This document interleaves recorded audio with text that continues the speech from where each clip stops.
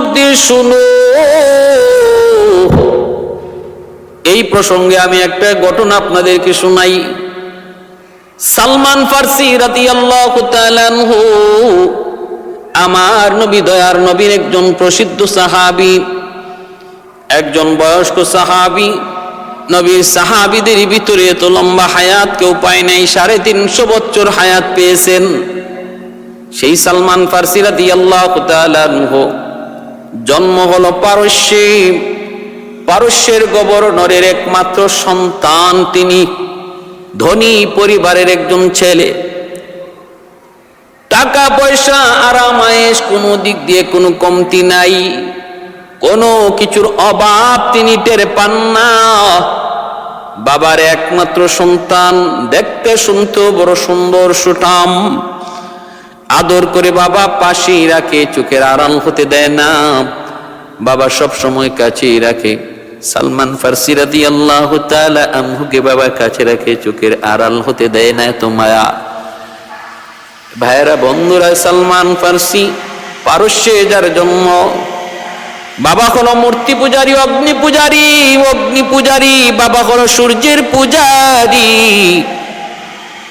এইদিকে বাবা সূর্যের পূজা করে, আল্লাহর সাথে শিরিক করে। ইন্নাল্লাহা লা ইয়াগফিরু আন ইউশরাকা বিহি ওয়া ইয়াগফিরু মা দুনা যালিকা লিমান ইয়াশা। আল্লাহ পাক রব্বুল আলামিন সমস্ত গুনাহ চাইলে আল্লাহ মাফ করতে পারেন, সব ধরনের গুনাহ আল্লাহ চাইলে মাফ করতে পারেন। কিন্তু মালিক বলেন শিরিকের মতো জঘন্যতম গুনাহ আল্লাহ মাফ করবেন না। এরে আল্লাহর গোলামের জন্য কাল করে শুনো, আকীদা বিশ্বাসটা সহি করা চাই। সহি আমার বিশ্বাস, আকীদার মধ্যে যেন শিরিক না ঢুকে যায়। যদি শিরিক ঢুকে যায় তাহলে জিন্দেগির সমস্ত আমল বাতিল হয়ে যাবে। এজন্য আকীদাটাকে সহি করা চাই রে গোলাম, আকীদা বিশ্বাসটাকে সহি করা চাই। সালমান ফারসির বাবা সে হলো সূর্যের পূজারী, সূর্যের পূজা করে। আল্লাহর সাথে কাউকে শরীক করার নাম কি? শিরিক। পূজা করা, ইবাদতের সেজদা লওয়ার অধিকার একমাত্র কার? আল্লাহর। রুকুর মালিক একমাত্র কে? আল্লাহ। সন্তান দেওয়ার মালিক একমাত্র কে? আল্লাহ। সুখ শান্তি দেওয়ার মালিক একমাত্র কে? আল্লাহ। এখন কেউ যদি আল্লাহর এই ক্ষমতায় অন্য কাউকে শরীক করে, কেউ যদি মনে করে আল্লাহ যেমন সন্তান দেয় আমার দয়াল বাবা খাজা বাবাও দেয়, তাহলে সে আল্লাহর সাথে দয়াল বাবারে শরীক করলো। সে যত বড় মুসলমানই দাবি করুক, তার এই বিশ্বাসের কারণে সে নগদ টাটকা মুশরিক হয়ে গেছে, টাটকা মুশরিক। কেউ যদি মনে করে ধন দৌলত দয়াল বাবাও দিতে পারে, সন্তান খাজা বাবাও দিতে পারে, এমনি ভাবে আল্লাহ যেমন সব জায়গায় আছে, আমার দয়াল বাবা খাজা বাবা কিবলা বাবাও সব জায়গায় আছে।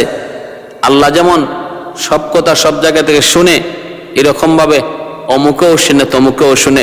শুধু ফিসাব না, আল্লাহ যা পারে এমনটা কোন নবী পারেন, অথবা আমাদের নবী আল্লাহ যা পারেন আমাদের নবীও তা পারেন, এই ধরনের কোন বিশ্বাস, ভ্রান্ত আকীদা যার অন্তরে থাকবে, সে যত বড় দাবিদারি হোক না কেন আমি মুসলমান, টাটকা মুশরিক, তার ঈমান থাকবে না।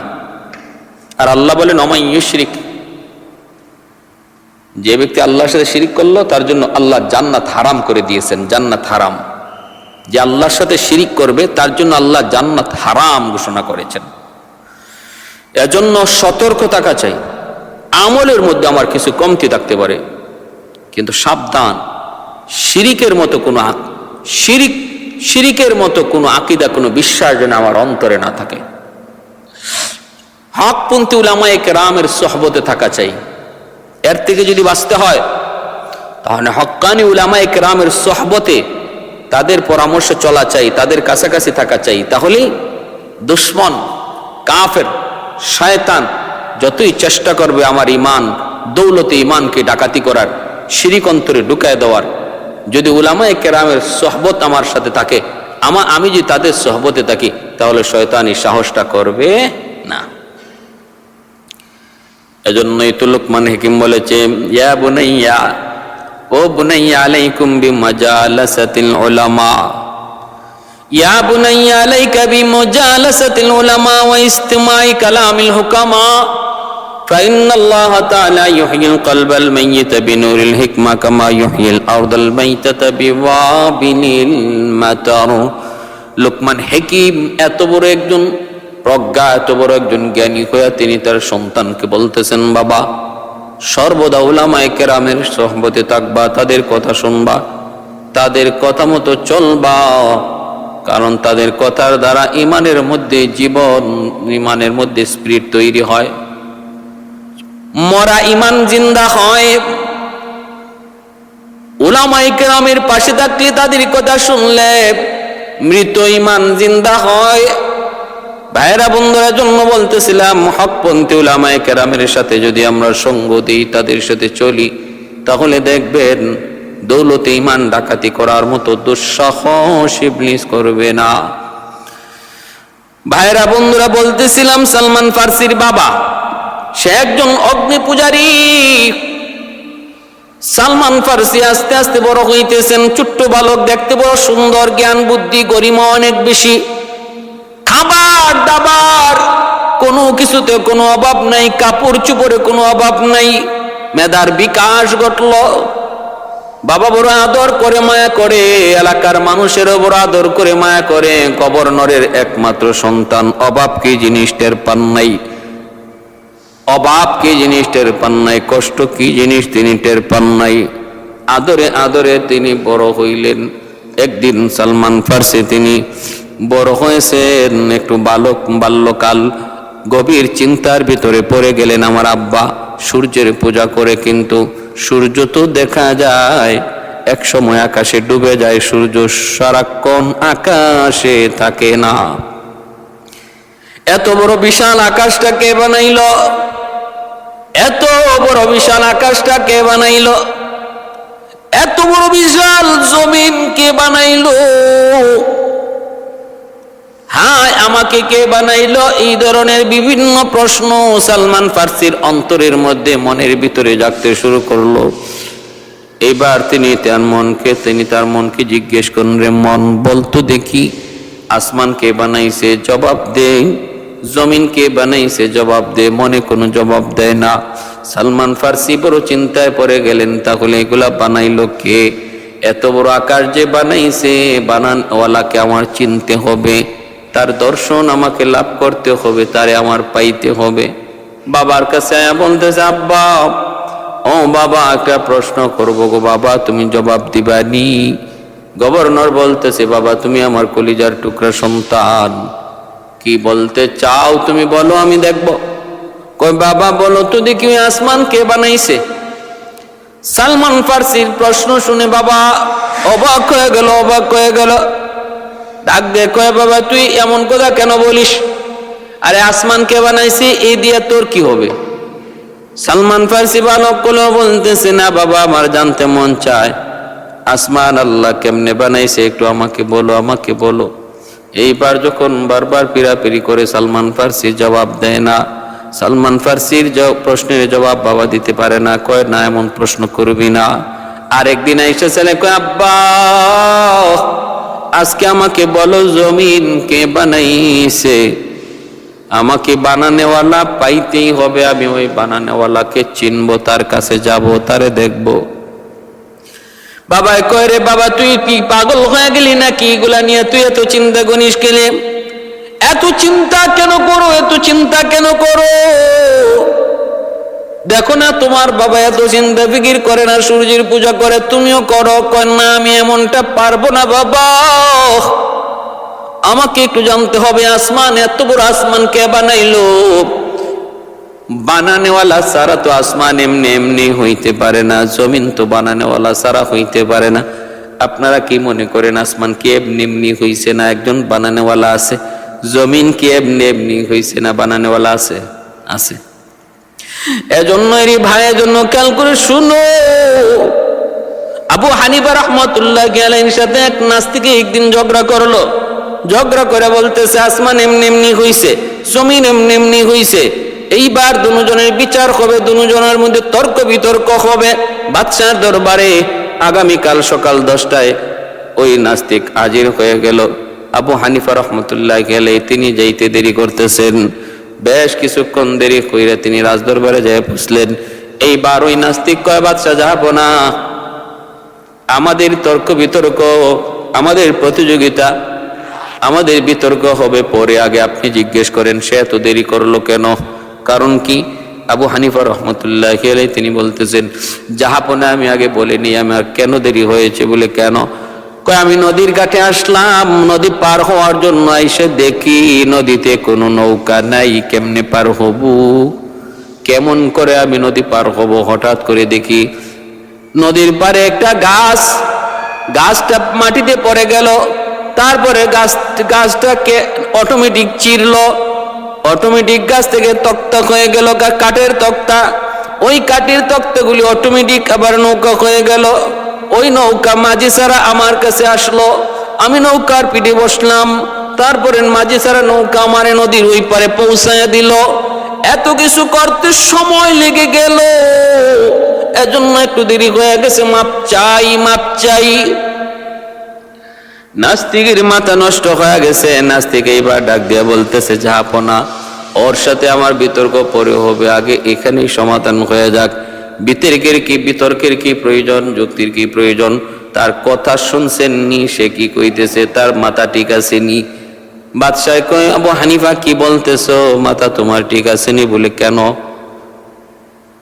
নাস্তিক বলতেছে, তারে জিজ্ঞেস করেন মিস্ত্রি ছাড়া কেমন করে নৌকা হয়, এরপরে মাঝি ছাড়া এই নৌকা আবার কেমন করে চলে? এই সমস্ত কথা বললে কি কেউ বিশ্বাস করবে নাকি? এটা সাধারণ কোনো বুদ্ধিমান মানুষের কাজ না, পাগলের কথা। এই কথা বলতে ইমাম আবু হানিফা রাহমাতুল্লাহ আলাইহি বলতেছেন, জাহাপনা আমারও আজকের এই বিতর্কর অনুষ্ঠান এখানেই শেষ। যেটা হওয়ার কথা ছিল বিতর্ক হয়ে গেছে, জয় আমারই হয়ে গেছে। সে নিজে পরাজয় স্বীকার করে দিয়েছে বলে কি কও তুমি, একটু বুঝি নাই। ইমাম আবু হানিফা রাহমাতুল্লাহ আলাইহি বলেন, সে বলছিল আসমান এমনি এমনি হইছে, জমিন এমনি এমনি হইছে, আমরাও এমনি এমনি হইছি, আসমান এমনি এমনিতেই চলতেছে, জমিনও এমনি এমনি চলতেছে, মহাশূন্য মহাকাশে এমনি ঘুরতেছে, সবকিছু এমনি এমনি হইছে। সে বলতেছে একটা কাঠ মিস্ত্রি ছাড়া যদি নৌকা না হইতে পারে, আবার মাঝি ছাড়া যদি নৌকা চলতে না পারে, এই কথা যদি সে স্বীকার করে নেয়, তাহলে সে আমার কথাও স্বীকার করতে বাধ্য যে আসমান জমিনও এমনি এমনি হয় নাই, একজন না একজন বানাইছে, আর চলতেছেও এমনি এমনিতেই নয়, একজন চালানেওয়ালা, একজন মাঝি এই বিশ্বজাহান নামক নৌকাটারে চালাইতেছে। সুবহান। আলহামদুলিমান কদ্দারা খাইরাও ওয়া খাবালা, আলহামদুলিমান কদ্দারা খাইরাও ওয়া খাবালা, ওয়া শুকরু লিমান সাওয়ারা হুসনাও ওয়া জামালা, ওয়া শুকরু লিমান সাওয়ারা হুসনাও ওয়া জামালা, ফরদুন সামাদুন আন সিফাতিন খালকে বারিউন, রব্বুন আযালিয়ুন খালাকাল খালকা কামালা, লা জিদ্দা ওয়ালা নিদ্দা ওয়ালা হাদ্দা লিমাওলা, লা জিদ্দা ওয়ালা নিদ্দা ওয়ালা হাদ্দা লিমাওলা, আল আনা কামা কানা ওয়ালাম ইয়ালকা যাওয়ালা, আল আনা কামা কানা ওয়ালাম ইয়ালকা যাওয়ালা, লা মিসলা ওয়ালা সাওয়ারা মিসলাহু ওয়া নাযীরা, মান ক্বালা সিওয়া যালিকা ক্বাদ ক্বালা মুহালা, লা ওয়ালদা ওয়ালা ওয়ালিদা আম্মা ওয়া খালা লা শিবহা ওয়ালা মিসলা ওয়ালা কুফুয়া লিমাওলা। ভাইরা বন্ধুরা জন্য বলতেছিলাম, একটু মনোযোগ দিয়ে শুনুন আল্লাহর গোলাম। সালমান ফার্সি কই বাবা এমনি এমনি আসমান হইতে পারে না। এই আসমানের মালিক কে? আসমান বানাইলো কে? জমিন বানাইলো কে? আমাকে তোমাকে বানাইলো কে বলো? সালমান ফার্সির বাবা বারবার তারে নিষেধ করে, বাবা তুই এমন প্রশ্ন তুই আমাকে করবি না, এমন প্রশ্ন তুই আমাকে করবি না। আমি সূর্যের পূজারী, তুই আমার মতো সূর্যের পূজারী হবে। এটাই হলো তোর পরিচয়, এটাই হলো তোর পরিচয়। আসমান বানাইছেন আল্লাহ, জমিন বানাইছেন আল্লাহ, আমাকে আপনাকে বানাইছেন আল্লাহ। এমন কথা তো কোনোদিন সালমান ফার্সির বাবা বলবে না, কারণ সে তো সূর্যের পূজারী, আল্লাহর নাম বলবে না। দিন যায় রাত যায়, সালমান ফার্সির মনের ভিতরে খালি কৌতূহল জাগে, কৌতূহল জাগে, কৌতূহল জাগে। বাদশা বিরাট একটা কারখানা দিল, কারখানা ফ্যাক্টরি দিল, খামার করলো, খামারের ম্যানেজার বানিয়ে দিল ছেলে সেই সালমানকে। বাবা আজকে থেকে তুই আমার খামারের ম্যানেজার, দেখশন করবি। বাবার চিন্তা হলো তার একটা কাজে লাগাই দেই, তাহলে এই চিন্তাগুলা থেকে নিজের বিরত থাকবে। আল্লাহর নবী কয় তাফাক্কারু ফি খালকিল্লাহ ওয়ালা তাতাফাক্কারু ফি যাতিল্লাহ। আল্লাহর নবী কয় উম্মতের দল, আল্লাহর সৃষ্টি জীব নিয়ে যদি তুমি গবেষণা করো আল্লাহর পরিচয় পেয়ে যাবা, কিন্তু আল্লাহর জাত নিয়ে কেউ যদি গবেষণা করো তাহলে নাস্তিক হয়ে যাবা। আল্লাহর জাত নিয়ে গবেষণা করে সমাধান বের করার মতো শক্তি আর ক্ষমতা আল্লাহ আমাদের ব্রেইনে দেয় নাই। প্রতিটা জিনিসের একটা লিমিট আছে, মেমোরির একটা লিমিট আছে। লিমিটের বাইরে গেলে পরে মেমোরি সাপোর্ট করে না। আমাদের ব্রেইনের ভিতরে একটা নির্দিষ্ট সাপোর্ট আল্লাহ দিয়া দিছেন, নির্দিষ্ট একটা সাপোর্ট দিয়া দিছেন। এর বাহিরে যদি আমরা কিছু নিতে চাই তাহলে মেমোরি সেটা গ্রহণ করবে না। ব্রেইনটাও প্রত্যেকটা একটা মেমোরির মতো ওই জায়গায় একটা নির্দিষ্ট ফিগার আছে, সীমা আছে। এর বাহিরে যদি লোড নিতে চাই লোড নিবে না। আল্লাহ পাক বলে, বান্দা আমার সৃষ্টি জীব নিয়ে, সৃষ্টি জগৎ নিয়ে তুমি যত চিন্তা করো তোমার মেমোরি সেটা লোড নিবে, কারণ আমি এই ক্ষমতা তার মধ্যে দিয়ে দিছি। কিন্তু যদি আমি আল্লাহকে নিয়ে ভাবতে শুরু করো সমাধান পাবা না। ব্রেইন সেখানে ওকে যুগ হয়ে যাবে, বলবে আমি কিছু জানি না। নো স্পেস, কোনো জায়গা নাই। তুমি এই চিন্তাটা করলেই বলবে কোন নো স্পেস, কোনো জায়গা নাই, আমি লোড। বন্ধুরা জন্য আল্লাহ পাক রব্বুল আলামিনের জাত নিয়ে যারাই চিন্তা ভাবনা করছে এরাই নাস্তিক হয়ে গেছে। আল্লাহ কোত্থেকে আসলেন, আল্লাহরে বানাইলো কে? সে নাস্তিক। আর যে মানুষটা এই আল্লাহর সৃষ্টি জীব নিয়া, আসমান কে বানাইলো, জমিন কে বানাইলো, আমারে কে বানাইলো, এই গাছে এত সুন্দর ফুল ফল কে দিল, এই নদী থেকে মাছ কে আমাকে খাওয়াইলো, এই সৃষ্টি জগৎ নিয়ে যে গবেষণা করবে সে দ্রুত আল্লাহর ওলি হয়ে যাবে। তাফাক্কারু ফি খালকিল্লাহ ওয়ালা তাতাফাক্কারু ফি যাতিল্লাহ। এ ভাই খেয়াল করে শুনো, সালমান ফার্সি তিনি এখন বাবার খামারের ম্যানেজার, দায়িত্ব পালন করেন, কিন্তু চিন্তা ফিকিরের ভিতরে বারবার শুধু আকাশের দিকে তান, আকাশের দিকে তাকায় তাকায় মনের প্রশ্নগুলি আকাশকে জিজ্ঞেস করেন, এরে আকাশ একটু বল না দেখি তোরে কে বানাইলো, জমিন তুই একটু বল না তোরে কে বানাইলো। এর ভিতরে ভাইয়েরা বন্ধুরা হঠাৎ করে কি হলো জানেননি? এ ভাই একদিন তিনি দেখতে পেলেন খ্রিস্টানদের গির্জা থেকে তাওরাত কিতাবের আওয়াজ আসতেছে। গির্জা থেকে তাওরাত কিতাবের তেলাওয়াতের আওয়াজ, ওই আওয়াজটা তার কাছে বড় ভালো লাগলো, তার কাছে বড় ভালো লাগলো। তিনি ওখান থেকে গির্জায় গেলেন, যায় তাওরাত কিতাবের তেলাওয়াত শুনলেন, বড় ভালো লাগলো, দিলে অনেকটা শান্তি পাইলেন। মনের ভিতরে যতগুলি প্রশ্ন ছিল অনেকখানি প্রশ্নের জবাব তিনি পেয়ে গেলেন, কারণ তাওরাত তখনও আসমানি কিতাব, খ্রিস্টান ধর্ম তখনও অনেকটা, কারণ খ্রিস্টান ধর্মটাও মূর্তি পূজারীর চেয়ে, অগ্নি পূজারীর চেয়ে অনেক ভালো, কারণ ওরা হলো আহলে কিতাব। বর্তমানে খ্রিস্টান ইহুদিরা ওরা চেঞ্জ করে, ওরা পরিবর্তন করে নষ্ট হয়ে গেছে, এরা এক বাতিল হয়ে গেছে, গোমরা হয়ে গেছে। কিন্তু না, প্রথম অবস্থায় আসমানি কিতাব যখন তাওরাত নাজিল হয়, ইনজিল নাজিল হয়, তখন তো তারা হকের উপরে ছিল। সালমান ফারসি রাদিয়াল্লাহু তাআলা আনহু বাল্যকালে তিনি তাওরাত কিতাবের তেলাওয়াতটা তিনি শুনলেন। খ্রিস্টানদের গির্জার পাশে যায় তিনি তেলাওয়াত শুনলেন। মনের ভিতরে অনেকগুলি প্রশ্নের জবাব তিনি পেয়ে গেলেন। এরপরে কি হলো, এরপরে কি হলো, এরপরে কি হলো? তিনি পাদ্রীকে বলতেছেন, পাদ্রী, আমার মনে যতগুলি প্রশ্ন ছিল অনেকগুলি প্রশ্নের জবাব পেয়ে গেছি। আমাদের ধর্মের চেয়ে আপনাদের ধর্মটা অনেক উত্তম।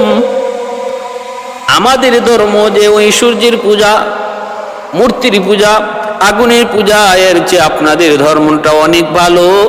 আমাকে আপনাদের ধর্মে দীক্ষিত করেন, আমাকে আপনাদের ধর্মে দীক্ষিত করেন, আমি আপনাদের ধর্ম গ্রহণ করতে চাই। পাদ্রী তখন তার ধর্ম গ্রহণ করে খ্রিস্টান বানায় দিল। এইদিকে আমার ভাইয়েরা বন্ধুরা, সালমান ফারসি বাবা যখন খামারে আসলো, আইসা দেখে ছেলে নাই। কিছুক্ষণ পরে ছেলে গেলে ডাক দিয়া বলতেছে, বাবা গেলি কোথায়, কোথায় ছিলি? কয়, আব্বা আমি ওই যে গির্জা আছে, গির্জায় গিয়েছিলাম। ওখানে খ্রিস্টান ধর্মের তাওরাত কিতাব পড়া হইতেছে, আমি তাওরাতের তিলাওয়াত শুনেছি। বাবা, আমাদের ধর্মের চেয়ে তাওরাত ধর্ম অনেক, ওই খ্রিস্টান ধর্ম অনেক ভালো। তাওরাতের অনেকগুলি কথা আমার মনের সাথে মিলছে, মনের অনেকগুলি প্রশ্নের জবাব পেয়ে গেছি। বাবা, এই কথা বলতেই বাবা আগুনে অগ্নিশর্মা হয়ে গেল গুসায়। এ বাবা, এত আদর করে তুলে আমি লালন পালন করলাম, মনের ভিতরে কত আশা ছিল তুই আমার প্রতিনিধি হবি, কিন্তু আজকে তুই কি বললি, আমার ধর্ম ত্যাগ করে খ্রিস্টান ধর্ম গ্রহণ করে নিয়েছিস। আজ থেকে আমি তোরে আর সন্তান হিসেবে গ্রহণ করব না, তেজ্য পুত্র করে দিলাম। তুই আমার এলাকা ছেড়ে বের হ। মায়ের দূর করলো, আঘাত করলো, ঘর বাড়ি থেকে বের করে দিল, সম্পদ থেকে বঞ্চিত করে দিল। জুনাইদ ওই অবস্থায় সালমান ফারসি বলেন, বাবা, বাবা তুমি আমাকে বাড়িঘর হারা করাইতে পারো, বাবা আমাকে তুমি দেশ থেকে বিতাড়িত করতে পারো, বাবা আমাকে তুমি মারতে পারো, রক্ত জড়াইতে পারো, এমনকি আমাকে তুমি হত্যাও করতে পারো, কিন্তু বাবা আমার মনের ভিতরে যেই প্রশ্নগুলি জাগছে, আমার আল্লাহকে, কে আসমান বানাইলো, কে জমিন বানাইলো, তারে আমি না চিনা পর্যন্ত আমি ক্ষান্ত হব না, তারে না পাওয়া পর্যন্ত আমি বিরত হব না। প্রয়োজনে আমি তোমার দেশ ছেড়ে দিলাম, তবু আমি আল্লাহকে পাওয়া লাগবে, আমার আল্লাহর পরিচয় পেতে হবে। আল্লাহর পরিচয় না পাওয়া পর্যন্ত আমি ক্ষান্ত হব না, আমি শেষ দিব না। এর শেষটা আমার দেখতে হবে, কোথায় গিয়া এর শেষটা জন্ম শেষ গেল। বাবার রাজত্ব ছেড়ে দিলেন, পারস্য থেকে সিরিয়া চলে আসলেন সালমান ফারসি, সে বালক। এই অবস্থায় তিনি আইসা পেয়ে গেলেন একটা খ্রিস্টান পাদ্রীরে। পাদ্রী ধর্মীয় পণ্ডিত, ধর্মীয় গুরু। আয়া তারে পাইলেন, পেয়ে তার কাছে গেলেন, যায় তার কাছে তিনি কিছু কথা শুনলেন। কথা শুনে মনে করলেন সে তো একটা ধর্মীয় গুরু, তার কাছ থেকে আল্লাহর পরিচয় শোনা যাবে, আল্লাহর পরিচয় পাওয়া যাবে, খালিকার মালিকের পরিচয় তার কাছ থেকে জানা যাবে। কিন্তু কিছুক্ষণ তার কাছে কিছুদিন থাকার পর সালমান ফারসি দেখেন সে একটা চিটার, একটা বাটফার, সে একটা ভণ্ড। বিভিন্ন ধর্মে, সকল ধর্মেরই ধর্মীয় লেবাস করে কিছু ভণ্ড আছে না নাই? আছে। এটা একটা সহজ ব্যবসার পদ্ধতি, সহজ ব্যবসার পদ্ধতি। ধর্মীয় অনুভূতিতে মানুষ দুর্বল, আর এই দুর্বল জায়গায় অ্যাটাক কইরা আমাদের সমাজের কিছু চিটার, কিছু বাটফার, লাল শালু পইরা, চুলের মধ্যে আর দাড়ির মধ্যে জট লাগাইয়া, হক মৌলার চিল্লানি দিয়া, আর গৌসে পাকের দোহাই দিয়া, আর খাজা বাবার ডেগের দোহাই দিয়া আমাদের সমাজে এমন বহু বন্ড সহজ সরল ইমানদারের ইমান ডাকাতি করতেছে, সহজ সরল ইমানদারের ইমান ডাকাতি করতেছে। কারণ আমাদের দেশে ইসলামটা আসছে পীর আউলিয়াদের হাত ধরে, এজন্য এদেশের মানুষ পীর আউলিয়াদের প্রতি দুর্বল, আর এই দুর্বল জায়গাটার মধ্যেই বাটপাররা হাত দেয়। বিভিন্ন মাজারে যান, গিয়া দেখবেন শুধু চিটার আর বাটপারদের খেলা আর মেলা, শুধু চিটার বাটপারদের খেলা মেলা।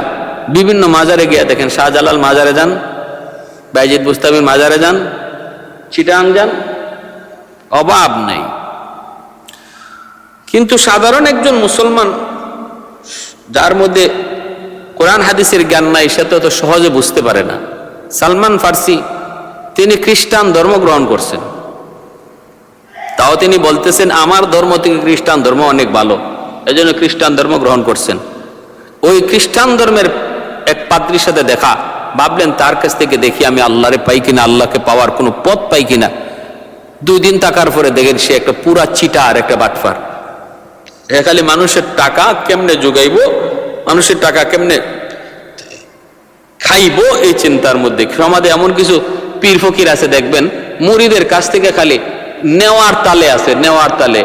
তার জন্য গরু আনলো কিনা, তার জন্য ছাগল আনলো কিনা, তার জন্য লাউ আনলো কিনা, মাছ আনলো কিনা, কি নিয়ে আসলো, ওই মুরিদের হাতের দিকে তাকায় থাকে বিশ্বাস। এইও এরকমই এক পীরের কাছে, ভণ্ড পীরের কাছে ধরা পড়ছেন হযরত সালমান ফার্সি রাদিয়াল্লাহু তাআলা আনহু। তো তিনি দেখেন যে কলস বইরা বইরা স্বর্ণ মুদ্রা মাটিতে লুকায় রাখতেছে। সালমান ফার্সি মানুষের মধ্যে জানায় দিলেন, যারে তোমরা পীর বলতেছো সে তো তোমাদের টাকা কলসের মধ্যে স্বর্ণের রূপা বানায় বানায় লুকায় রাখলো। এলাকার মানুষজন কথা মতো যায়, তারা মাটি খুঁড়ে খুঁড়ে স্বর্ণের কলসগুলি পেয়ে গেল। এরপরে ওই ভণ্ড পীর এলাকা থেকে বিতাড়িত করলো। সালমান ফার্সি এবার আরেকজনের তালাশে বের হলেন, আরেকজনকে পেয়ে গেলেন, সেও ছিল ভণ্ড। ওই ভণ্ড নারীদের সাথে আকাম কুকাম করতো। 1 দিন 2 দিন থাকার পর সালমান ফার্সি বুঝে গেলেন, ও বাটপারে, ও চিটার, এর কাছে আমি আল্লাহ পাবো না, বরং এ তো নিজেই আল্লাহ পায় নাই, আমি কেমনে পথ পাবো, এ নিজেই তো পথ হারা, আমাকে কেমন করে পথ দেখাবে। এরে আল্লাহর গোলাম, মনে রাখো পীরের কোনো ক্ষমতা নাই হাসরের মাঠে তোমাকে আল্লাহর কাছ থেকে মুক্তি দেওয়ার। পীরের ক্ষমতা হলো দুনিয়াতেই তোমাকে পথ দেখানোর, দুনিয়াতে তোমাকে সহি পথের লাইন বাতায় দেওয়া হলো তোমার পীরের কাজ। এখন পীর নিজেই যদি সহি লাইন না জানে, পীর নিজেই যদি রাস্তা না পায়, তোমাকে কেমন করে রাস্তা দেখাবে? এজন্য পীর ধরার আগে খেয়াল করা উচিত, আমার পীর যাকে ধরবো সে সঠিক রাস্তার উপরে আসেনি না নাই সেটা জানা। আর এই জিনিস জানতে হলে নিজে বোঝা যাবে না, হকপন্থী উলামায়ে কেরামের পরামর্শ নিতে হবে। উলামায়ে কেরামের কাছে যদি যাওয়া হয়, তাদেরকে জিজ্ঞেস করা হয়, তাহলে তারা সহি পীর ভণ্ড পীরের পরিচয় জানায় দিবে। তখন তুমি সঠিক পীরের পরিচয় পায় তার কাছে যাও, আমলকে শুদ্ধ করার নিয়তে। হাসরের মাঠে সে তোমাকে পার করে দিবে এই নিয়তে না। হাসরের মাঠে কেউ কাউকে পার করার ক্ষমতা নাই। পীরের কাম হলো দুনিয়ায়, মরার পরে পীরের কোনো কাম নাই। এজন্য মৃত্যুর পর যেই সমস্ত পীরের দরবারে মুরিদরা উরুস করে, বিভিন্ন মাজার বানায়, সে যদি হকপন্থী আল্লাহর ওলি হয়ে থাকে, হাসরের মাঠে সে ওই সমস্ত মুরিদদের ব্যাপারে আল্লাহর আদালতে মামলা দিবে, মামলা, কঠিন মামলা দিবে। হিসাব নিজে ওই মুরিদের বিরুদ্ধে। আল্লাহ, আমি মৃত্যুর আগে বলে আসি নাই আমার কবরটার এরকম শিরিকের আড্ডা বানাইতো, গাঞ্জার আড্ডা বানাইতো, ওরা এমনটা করছে, তোমার আদালতে মামলা দিলাম। ওই ফিসাবের আজকে সিলেটে শাহজালাল মুজরিদি ইয়ামনি রহমতুল্লাহ আলাইহি শুয়ে আছেন, শাহপরান রহমতুল্লাহ আলাইহি শুয়ে আছেন। তাদের মাজারে যে সমস্ত আকাম কুকাম হইতেছে, এর জন্য কি তারা দায়ী? মোটেও না। হাসরের মাঠে তারাই ওদের বিরুদ্ধে মামলা দিবে, কেন তারা আমার এই পবিত্র জায়গাকে নাপাক করলো। একজনও বাঁচতে পারবে না, বাঁচার কোনো পথ নাই, কোনো পথ নাই। আজকে হকপন্থী উলামায়ে কেরাম বাধা দিলে পরে দাও, তারায় দাও, তোমরা জয়ের মালা পরো। উলামায়ে কেরাম ভয়ে যায় না, বিশৃঙ্খলার ভয়ে, রক্তপাতের ভয়ে, জানের ক্ষতির ভয়ে। কিন্তু হাসরের মাঠে এই যে ফিসাবে লইয়া আজকে তোমরা এই আকাম কুকামের আখড়া বসাইছো, ওই পিসাবই তোমাদেরকে আল্লাহর আদালতে ধরা খাওয়াবে। বাঁচবা না, বাঁচার কোনো পথ না। ভাইরা বন্ধুরা, এজন্য বলতেছিলাম মনোযোগ একটু খেয়াল করে শুনুন। সালমান ফার্সি রাদিয়াল্লাহু তাআলা আনহু তিনি এইবার খুঁজতেছেন আল্লাহকে পাওয়ার জন্য। কার কাছে যাবেন, কার কাছে যাবেন? পেয়ে গেলেন আর একজন মানুষ, তিনিও একজন খ্রিস্টান পাদ্রী, কিন্তু তিনি একজন আলেম ছিলেন, আলেম, খ্রিস্টান পাদ্রী, তাওরাত কিতাবের পণ্ডিত। আগের দুইগুলি ছিল জাহিল, জাহিল ওরা ছিল শুধুমাত্র পুরাটাই পরিচয় হলো চিটার আর বাটপার। আর পরের জন তিনি ছিলেন একজন আলেম, তাওরাত কিতাবের আলেম, কিন্তু আমল ভালো না। আমল ভালো না থাকার কারণে ওনার কাছে যাওয়া মাত্রই তিনি বলতেছে, ভাই রে, আমি তাওরাত কিতাবের আলেম ঠিকই, কিন্তু আমার আমল বেশি সুবিধা নয়, আমার কাছে তুমি এতটা লাভবান হতে পারবা না। তুমি যদি আল্লাহর পরিচয় পেতে চাও, আল্লাহকে পেতে চাও, আমি তোমাকে একজন মানুষের সন্ধান দিয়ে দেব, তার কাছে গেলে পরে তুমি আল্লাহর পরিচয় পাবা। তুমি যদি তার কাছে যেতে পারো, তারে পাইতে পারো, তারে ধরতে পারো, তাহলে তার মাধ্যমে আল্লাহর পরিচয় পেয়ে যাবা। কারণ আমি তাওরাত কিতাবের ভিতরে পড়েছি আখির জমানার একজন নবী আসবেন, যার নাম হবে মুহাম্মদ, যার নাম হবে আহমদ। বাড়ি হবে তার মক্কায়, বংশ হবে তার হাশিমি, বাবার নাম আব্দুল্লাহ, মায়ের নাম আমেনা।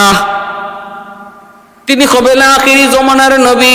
মক্কায় যার জন্ম হবে বাবা আব্দুল্লাহ, মার নাম আমেনা। যদি তুমি তার পরিচয়, যদি তুমি তার সাক্ষাৎ কোনোদিন পাও, তাহলে রে যুবক, তার মাধ্যমে তুমি আল্লাহর পরিচয় পেয়ে যাবা, আল্লাহর পরিচয় পেয়ে যাবা। সালমান ফারসি রাদিয়াল্লাহু তাআলা আনহু তিনি জানতে পারলেন ওই মহামানবের জন্ম হবে মক্কায়। অতএব তিনি মক্কার উদ্দেশ্যে রওনা দিলেন। রাস্তায় তিনি এক ডাকাতের হাতে বন্দী হইয়া, ডাকাতের হাতে বন্দী হইয়া ডাকাতের দল ওনাকে বাজারে গোলাম বানায় বিক্রি করে দিল। এক ইহুদির কাছে গোলাম বানায় বিক্রি করে দিল সালমান ফারসি। তিনি মনে মনে করে, সালমান গোলাম হলে অসুবিধা নাই, গভর্নরের ছেলে, রাজার ছেলে, ধনীর ছেলে, এই শিল্পপতির ছেলে, শিল্প কারখানা সবকিছু লাতি দিয়ে তুমি চলে এসেছো আল্লাহ পাওয়ার জন্য। আল্লাহ পাইতে যদি তোমাকে কারো গোলাম হতে হয়, কোনো অসুবিধা নাই রে সালমান। আল্লাহ পাওয়ার জন্য যদি কারো গোলাম হতে হয়, তাহলে কোনো অসুবিধা নাই, গোলাম হইতে তুমি রাজি। জীবনে কোনোদিন কষ্ট অনুভব করো নাই, আজকে থেকে কষ্ট তুমি মেনে নাও। আল্লাহ পাওয়ার জন্য তুমি যা কষ্ট স্বীকার করতে হয়, তুমি কষ্ট মেনে নাও। সালমান ফারসি রাদিয়াল্লাহু তাআলা আনহু ইহুদির বাড়িতে তিনি কাম করেন। ভাইরা, বন্ধুরা,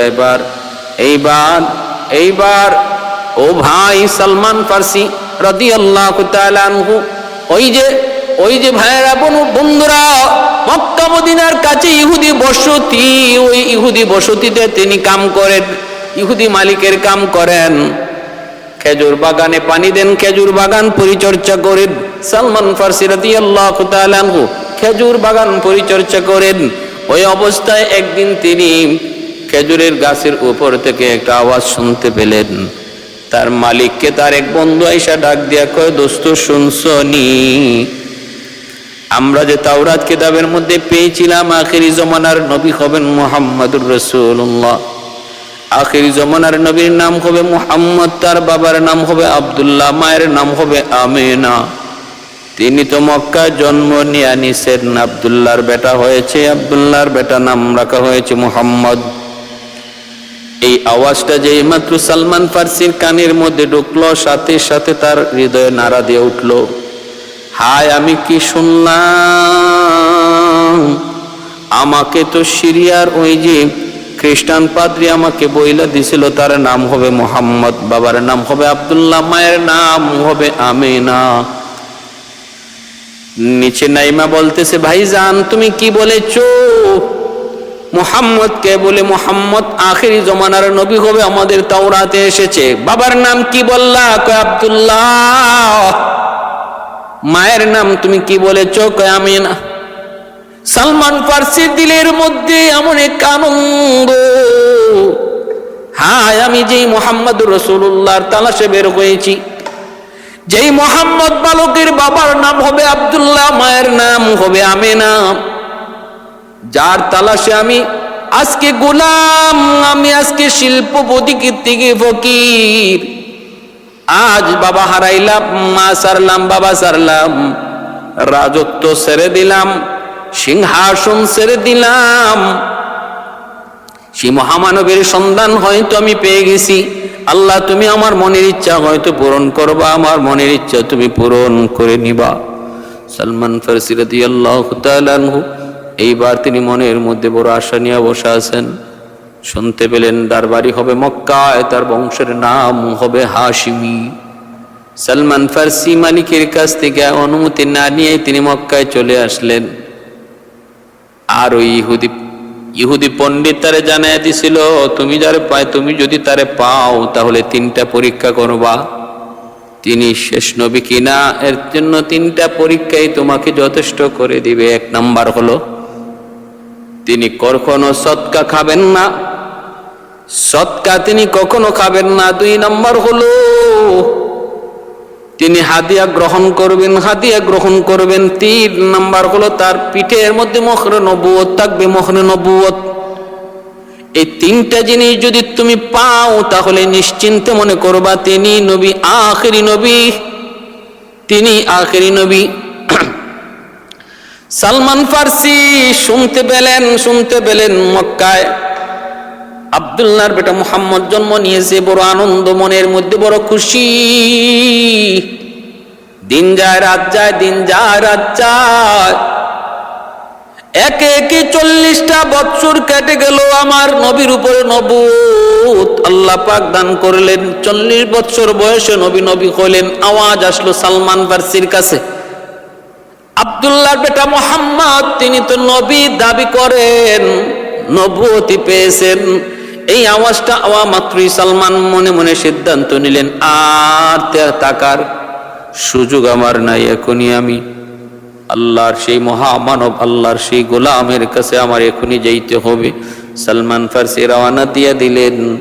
সালমান ফারসি রওনা দিয়ে মক্কায় চলে আসলেন, আমার নবীর কাছে আসলেন, সাথে কিছু সদকা নিয়ে আসলেন। সদকা, কারণ ওই খ্রিস্টান পাতি জানায় দিছে সে সদকা খাবে না। সদকা নিয়ে আসলেন পরিচয়ের জন্য। আমার নবী, রহমতের নবী, মায়ার নবীর সামনে এসে তিনি বসলেন, দিলেন সদকাটা সামনে দিলেন। মায়ার নবী বলতেছেন আমি সদকা খাই না। সালমান ফারসি মনে মনে কয় আমি তো সদকা বলি নাই। তিনি বলতেছেন আমি সদকা খাই না। সালমান ফারসি ওই দিন চলে আসলেন নবীর কাছ থেকে। এর পরের দিন তিনি কিছু হাদিয়া নিয়ে নবীর কাছে হাজির হলেন। আল্লাহ নবীর কাছে রাখলেন আর বলেন নবী গো এটা হাদিয়া। নবীর সাথে সাথে হাদিয়া গ্রহণ করলেন সালমান ফারসি। তিনি দুটা পেয়ে গেলেন সালমান। এইবার 3 নাম্বার একটা আলামত বলেছিল, তার পিঠে রয়েছে মোহরে নবুয়ত।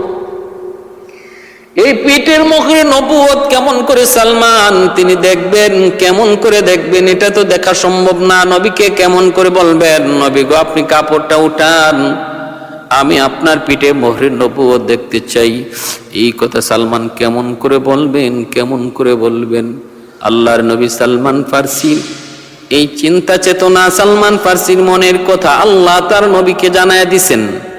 আল্লাহ যতক্ষণ পর্যন্ত নবীকে জানায় ততক্ষণ নবী জানেন, যতক্ষণ জানায় না ততক্ষণ নবী জানেন না। এর নাম আলিমুল গায়েব নয়। আলিমুল গায়েব একমাত্র আমার আল্লাহ। কেন? কারণ আল্লাহকে কেউ জানাইতে হয় না, আল্লাহকে কেউ জানাইতে হয় না, আল্লাহ নিজের থেকেই সব জানেন। এজন্য আল্লাহ আলিমুল গায়ব।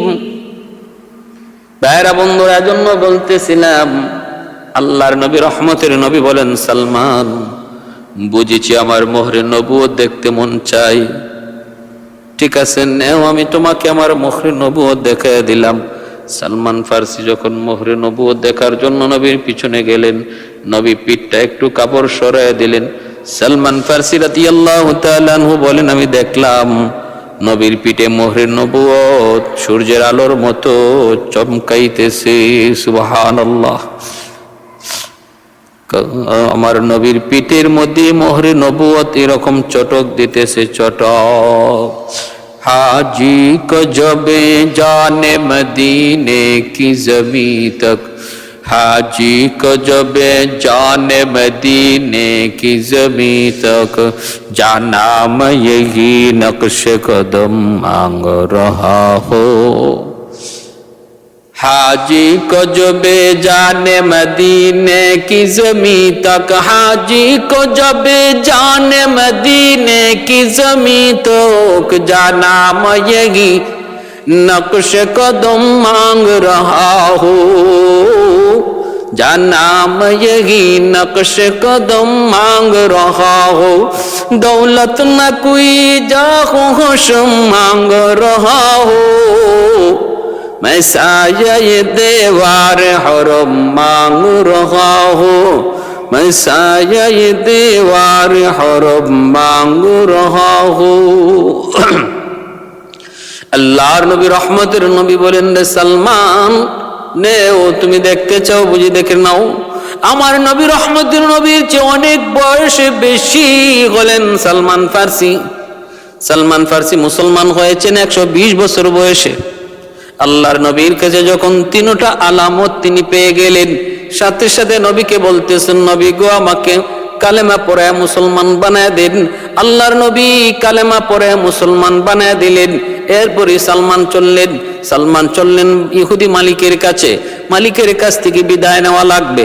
যায় তিনি বলতেছেন, মালিক আমাকে বিদায় দিয়ে দেন, আমাকে বিদায় দিয়ে দেন। এ মালিক, তুমি আমার পরিচয় চিনো না, আমি আমার পরিচয় তোমাকে দেইও নাই। আমি হলাম পারস্যের গভর্নরের সন্তান, একমাত্র সন্তান। আল্লাহ পাওয়ার জন্য আসমান জমিনের সৃষ্টিকর্তা কে, তার পরিচয় পাওয়ার জন্য আমি ঘর ছেড়েছি, বাড়ি ছেড়েছি, বাবা ছেড়েছি, মা ছেড়েছি, রাজত্ব ছেড়েছি। ধনীর পরিবারের সন্তান, কষ্ট কি জিনিস আমি বুঝি না। তোমার বাড়িতে আমি অতদিন পর্যন্ত গোলাম ছিলাম, কষ্টের কামকাজ করেছি, শুধু একটা নিয়তে একটা আশায়।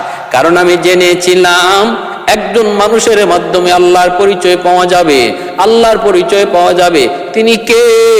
তিনি হলেন মক্কায় তার জন্ম হবে, বংশ তার হাশিমি হবে, বাবার নাম হবে আব্দুল্লাহ, মায়ের নাম হবে আমেনা।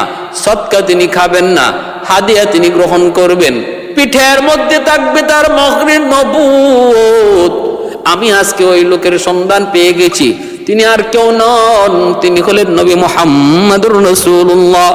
মালিক আমার, আমি আমার নবীর কাছে যায় কালেমা পড়ে মুসলমান হয়েছি, অতএব আমাকে সুযোগ করে দাও, আমি নবীজির কাছে চলে যাব। যে উদ্দেশ্যে আমি রাজত্ব ছেড়েছি, সেই উদ্দেশ্যের দিকে আমাকে যেতে দাও। ইহুদি মালিক কয়ে, সালমান পাগল হইছো নাকি? পাগল হইছো? তোমার আমি কিনে আনছি, এমনি তোমার আমি যেতে দেব না। তো কেমনে যাইতে দিবা? কয় যাইতে দিমু, তবে বিনিময় লাগবে। সালমান ফার্সি বলেন, কি বিনিময় চাও? কয় বিনিময় হলো ওই যে দেখো আমার একটা চাটিয়াল জমিন, পাতুরি জমিন, ওই পাতুরি জমিনের মধ্যে তুমি 300 খেজুরের চারা লাগাইবারে সালমান। আর ওই 300 খেজুরের চারা যেদিন বড় হবে, যেদিন ওর মধ্যে ফল ধরবে, ওই ফলগুলো যেদিন পাকবে, সেই পাকা ফল যেদিন আমি খাবো, ওই দিন তোমাকে আমি মুক্ত করে দিব। কয়শো চারা? 300 খেজুরের চারা তুমি ওই পাথুরি জমিনে লাগাইবা। আর ওই পাথুরি জমিন দিয়ে এই চারাগুলা বড় হবে, ফল ধরবে, পাকবে।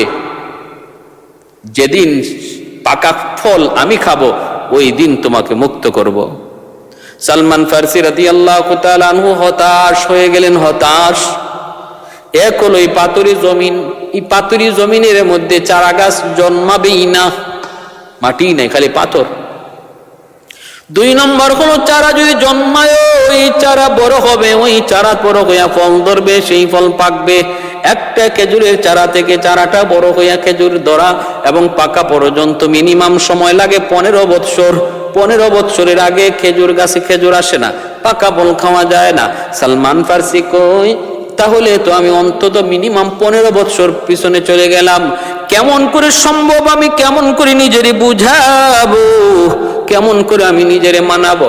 আল্লাহর নবীর কাছে সালমান ফার্সি চলে গেলেন, যায় বললেন, নবী গো, আমি তো আপনার দরবারে আসতে চাই, কিন্তু আমার ইহুদি মালিক এসে এই শর্ত লাগায়া দিছে। কেমন করে এই শর্ত পূরণ করা সম্ভব? কেমন করে আমি এই শর্ত পূরণ করব? কিন্তু আমার তো আর থাকতে মন চায় না, আমি তো আপনার দরবারে আসতে চাই। আল্লাহর নবী বললেন, সালমান, টেনশন নাই, চিন্তা নাই। নবী সাহাবীদেরকে বলেন, সাহাবীরা রে, প্রত্যেকে একটা করে খেজুরের চারা দিয়ে দাও, যার যার বাগান থেকে একটা খেজুরের চারা নিয়ে আসো। 300 খেজুরের চারা এক জায়গায় জমা হয়ে গেল। আল্লাহর নবী খেজুরের চারাগুলা নিয়ে ওই চাটিয়াল ময়দানে আসলেন।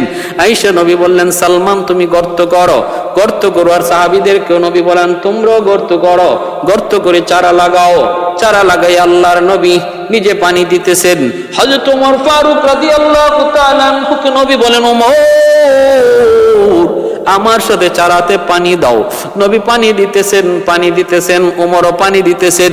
300 খেজুরের চারা এইভাবে লাইন ধরে লাগাইলেন। এরপরে মায়ার নবী চারাটা লাগায় সাহাবায়ে কেরামদেরকে বলেন, সাহাবীরা রে, একটু হাত বাড়াও, আমাদের কাম আমরা করেছি, বাকিটা করবেন আমার আল্লাহ। ওয়াল্লাযীনা জাহাদু ফীনা লানাহদিয়ান্নাহুম সুবুলানা ওয়া ইন্নাল্লাহা লামাআল মুহসিনিন।